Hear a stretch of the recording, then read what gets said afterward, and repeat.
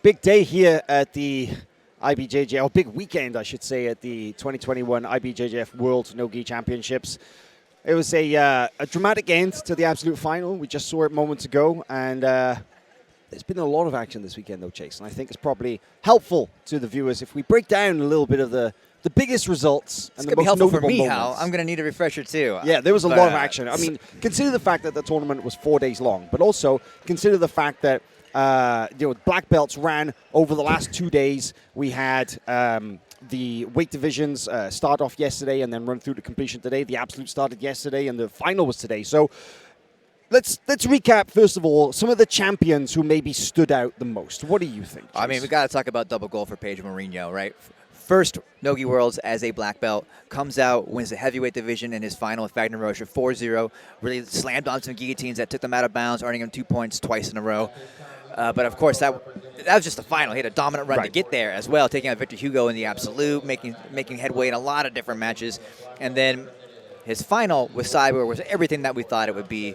Super aggressive. Cyborg enacting some offensive wrestling, Pedro countering with the guillotine and headlocks. You know, I'll be honest, though, the final of Wagner versus Pedro and Cyborg versus Pedro, they looked very similar in many respects, in that Pedro was playing a very come-to-me kind of style, you know. He was waiting for his opponents to come forward so that he could snatch on that deadly guillotine that he has, and, you know, he used it. Of course, Cyborg's neck is pretty thick, so it was not so easy to get the finish on that one, but certainly no, not for lack of trying, but I feel that in that final, though, Cyborg was way more aggressive and engaging way more in the leg attacks than Wagner had, and that's what opened up the opportunity for so many more guillotine chokes, right?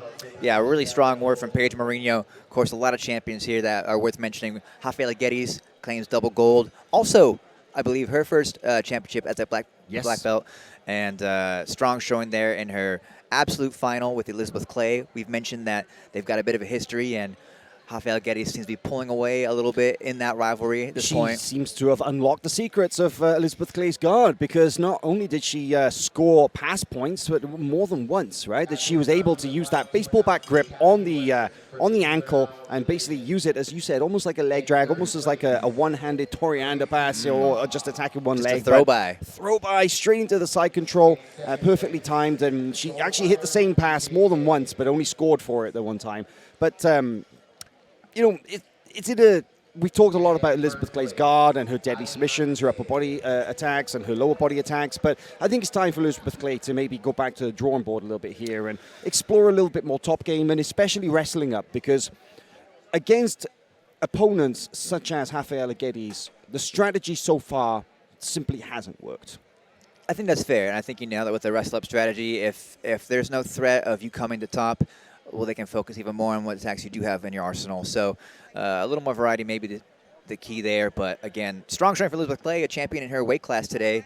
Not like she didn't have a great weekend, just not the optimal results that she'd be hoping for. Right. Other champions that stand out to me are Estevan Martinez, Giovanni Grippo, and I mentioned Liz Clay. Let's go. Well, they all got submissions, so we can run it back a little bit. But I just want to point out. So yeah, go through it then. Who finished by submission in the final? Because I always find those to be the most impressive. Estevan, the Giant Slayer. Giovanni Grippo is finished as well, and Elizabeth Clay finished in her weight class with a nice guillotine. But yeah, Estevan Martinez deserves special mention for just putting on a show all weekend long, entering their absolute as a rooster weight, and then going ahead and tearing through his weight class. I want to say he submitted in every single match in his weight class. Yeah, he actually scored a really nice rear naked choke in the finals against Reuter Lima of Gracie Barra, an athlete that he's gone back and forth with multiple times over the past year or so.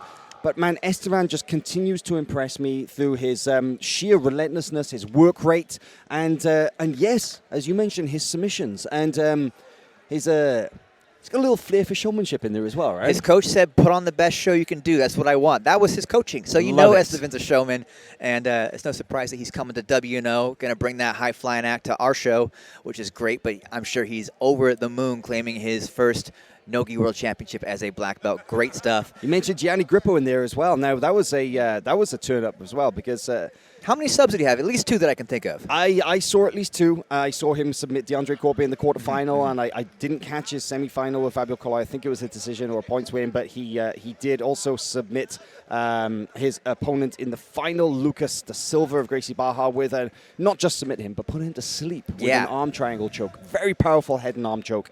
And man, He used that same technique in both of his finishes, basically, using the head and arm choke to finalize the pass and then eventually getting the tap. I mean, Giovanni Grippo has turned what used to be a pressure and grinding passing game that would lead to a points victory into something that actually ends in finishes. Way more assertive in imposing his game and searching for that finish, whereas before I think he would have been more satisfied with wins via points. I believe that he's probably realized that at a stage in his career it's the time to show that he's one of the big dogs. He's one of the veterans around, you know, that and you know, if you want to come at him, you got to beat him. But I think he wants to put those young guys in his place, you know. I agree. We also got a shout out, I think, Mya Bastos, even though her match did not technically end by submission. She had the triangle locked in as time expired. But what a clinic in her final there. I want to say she had 9 points before her time had expired. An incredible back take there. We saw her go for the truck and then secure the back. And it just such a fluid manner that I'm going to watch it probably 1,000 times. And then again, some nice passing, earning her the rest of those points. But Mya Bastos is just a force right now. I don't know who can beat that woman, but she is so exciting. Would you say that there are any upsets at all in any of the finals matches? I think they're looking all pretty predictable. I think the majority of people who made it to the top of the podium. I think one maybe stands out: the light featherweight Bebeto beating Paulo Mourinho in the light featherweight final. But you have to say that Pedro Mourinho beating Cyborg in the absolute is a bit of an upset, just given the size difference and experience of Cyborg. Yep. I would have to say that's an upset. Yep. To me, Gabriel Souza and Prato were very evenly matched. I wouldn't call that win an upset. No. The champ is here. The champ is here. Hey, Pedro, why don't you join us quickly? Why don't you talk to us? Take a seat.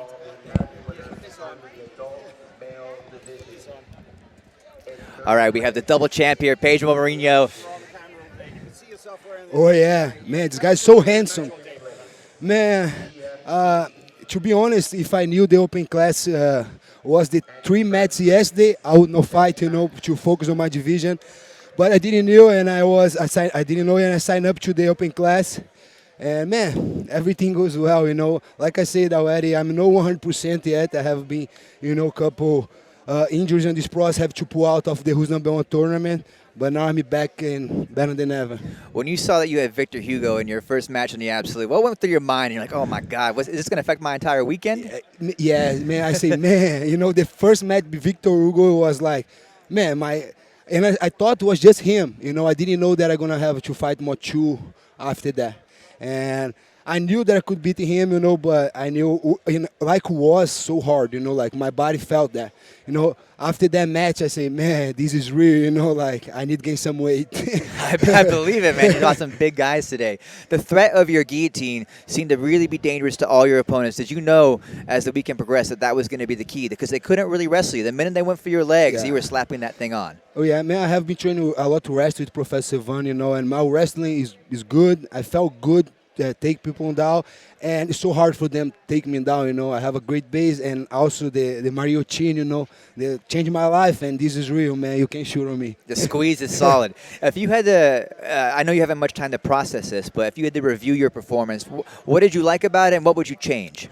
Man, I think I fought well the previous match. With the heavy guys I felt in open class, I had to, I finished the first. But when I get a Victor Hugo, I knew that I have to do strategy, He's heavier than me. He has to come, like I'm lighter. And it was like this. I knew when I get a heavy guys, I would have to work with strategy, Of course, now that I accomplish my goals, that I become a open class and weight champ, next year I want to come, and to the worlds or in the next tournaments that I have and show more my jiu-jitsu, I show already that I'm capable to do, anything on jiu-jitsu. Amazing. Well, amazing performance. Congratulations to you, Pedro.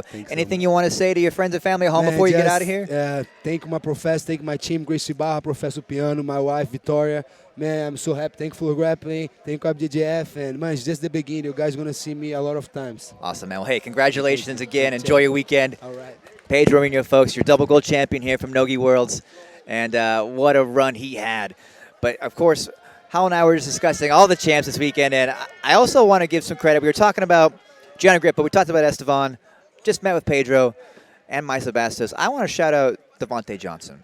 Johnson really had a nice showing in his final, and that calculated pressure passing with the double unders, leading to the back take, and then scoring those 4 points and holding that lead. But, And I mean, I'll give credit to he's been his chasing opponent that as well, title for a because while. He has, and he had to take out a very tough opponent, Joseph Dirkhuizing, who submitted 2 very dangerous black belts. You know, Dirkhuizing submitted Arnaldo Maidana with a rear naked choke. He submitted Vinicius Trattor with an incredible, a spectacular calf slicer.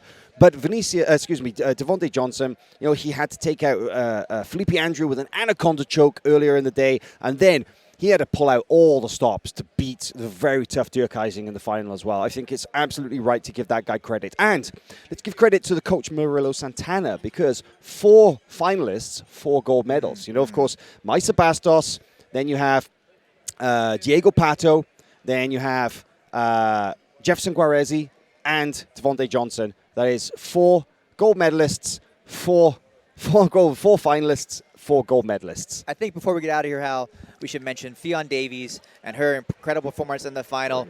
7-0 victory. And, yeah, well done to Fionn Davies. Happy to see her back on North American soil. She'll be back at WNO not too long from now, just a couple weeks. So. Yeah, absolutely. Well, you know what?